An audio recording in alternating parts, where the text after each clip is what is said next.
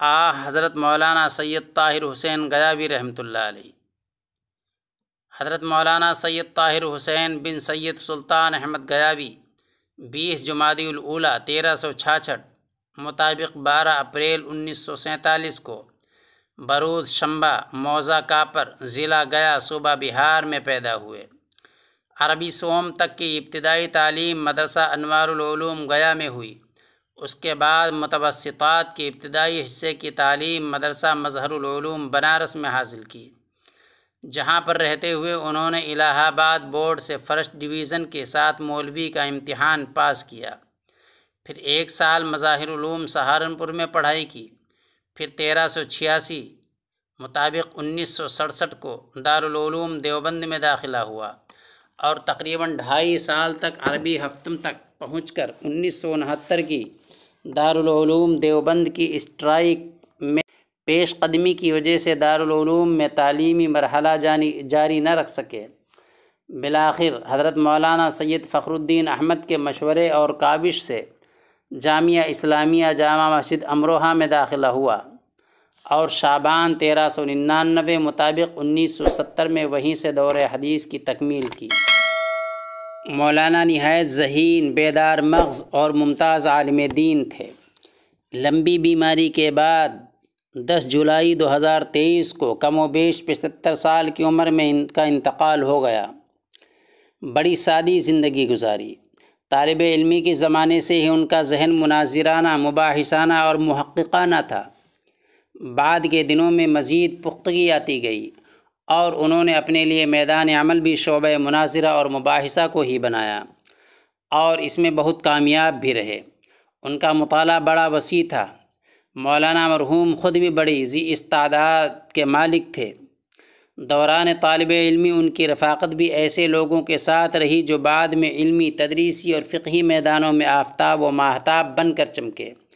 ان کے خاص رفقا میں مفتی عزیز الرحمن فتح پوری جو مفتی اعظم مہاراشٹر ہیں، اسی طرح مشہور عالم اور مصنف مولانا اعجاز احمد شیخو پوری رحمۃ اللہ علیہ بھی شامل تھے۔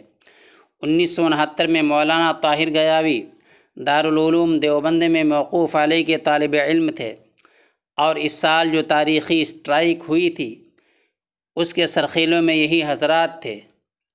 حضرت مولانا نور عالم خلیل امینی صاحب اپنی کتاب رفتگان نارفتہ میں لکھتے ہیں کہ مولانا سید طاہر حسین غیاوی بن سید سلطان احمد اسٹرائک کے سال درجہ ہفتم عربی کے طالب علم تھے۔ راقم نے اسٹرائک کے بپا ہونے سے قبل کبھی ان کا نام بھی نہیں سنا تھا۔ وہ میرے لیے اسٹرائک کے دنوں کی نئی دریافت تھے۔ وہ از خود یا کسی تجربے کار کے مشورے سے اسٹرائک کے لائق اور فائق اور مطلوبہ صلاحیت کے قائد بن کر ابھرے اور طلباء کے انبوہ پر جس طرح چھا گئے۔ راقم نے اس کی مثال اپنی طالب علمانہ اور مدرسانہ دونوں زندگیوں میں تادم تحریر نہیں دیکھی۔ ان کی زبان قینچی کی طرح چلتی، وہ سیل رواں کی طرح بہتی، کسی توقف یا انقطاع سے ان کا سلسلہ کلام جتنا ناآشنا تھا اس کو میں صحیح تعبیر دینے سے بالکل قاصر ہوں۔ اس سے بڑھ کر یہ بات تھی کہ وہ طلباء پر ایسی حکومت کرنے لگے تھے جیسے کوئی غیر معمولی رعب داب کا مالک مطلق العنان خود سر ڈکٹیٹر کرتا ہے، جس کے پاس اپنی بات منوانے کے لیے فوجی طاقت، اقتدار کی قوت، ملک کے سارے وسائل، انتظامی اداروں کی آہنی گرفت اور حدود و قیود ناآشنا، اپنے عزم و ارادے کی زبردست کمک ہوتی ہے۔ وہ جب چاہے عوام کے سروں کی پکی ہوئی فصل کو یک لخت کاٹ ڈالنے کے لیے مکمل انتظام کے ساتھ تیار رہتا ہے۔ وہ طلباء سے کہتے ہیں بیٹھ جاؤ تو اسی سیکنڈ میں سب بیٹھ جاتے ہیں۔ وہ کہتے ہیں کھڑے ہو جاؤ تو سبھی آن کی آن میں کھڑے ہو جاتے ہیں۔ وہ کہتے ہیں سر جھکا لو تو سبھی اس لمحے سر نگوں ہو جاتے ہیں۔ صرف دائیں طرف دیکھو تو کسی کی مجال نہ ہوتی کہ نفاذ حکم کے پورے دورانیے میں بائیں طرف دیکھ لے۔ سبھی طلباء 3 منٹ میں فلاں جگہ جمع ہو جائیں تو 2 ہی اس جگہ جمع ہو جاتے۔ ان کی ساری اداؤں میں نظم و ضبط ہوتا، ڈسپلن ہوتا، قائدانہ انداز ہوتا، خطیبانہ شان ہوتی، مربیانہ وقار ہوتا، استادانہ مہارت ہوتی، منتظمانہ دور رسی اور حکمت عملی ہوتی اور وہ سب کچھ ہوتا جس کی وجہ سے کوئی واجب التعظیم اور محترم المقام اور باعث فرما برداری ہوتا۔ صفحہ 127 اور 128۔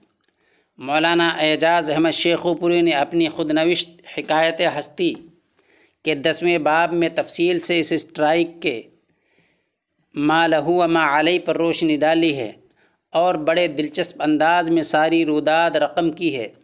اسٹرائک کی شدت کی وجہ سے اس وقت کی انتظامیہ نے کچھ دنوں کے لیے دارالعلوم کو بند کر دیا تھا اور اس میں شریک بہت سے طلباء کا اخراج ہو گیا تھا، جن میں مذکورہ تینوں حضرات سر فہرست تھے۔ مولانا شیخو پوری اور ان کی دوستوں نے اخراج کے بعد چند ماہ سخت پریشانی اور سرگردانی کے عالم میں گزارے، جس کا احوال بھی انہوں نے اس باب میں لکھا ہے۔ اسی ذیل میں ایک ایسا واقعہ بھی تحریر کیا ہے جس سے اندازہ ہوتا ہے کہ اس اسٹرائک کا ملک بھر کے مدارس کے حلقوں میں کتنا شہرا تھا اور اس میں شریک طلباء کے حوالے سے عام لوگوں کے تأثرات کیا تھے۔ وہ لکھتے ہیں کہ ہنگامے نے ہم لوگوں کو پورے ملک میں مشہور کر دیا تھا۔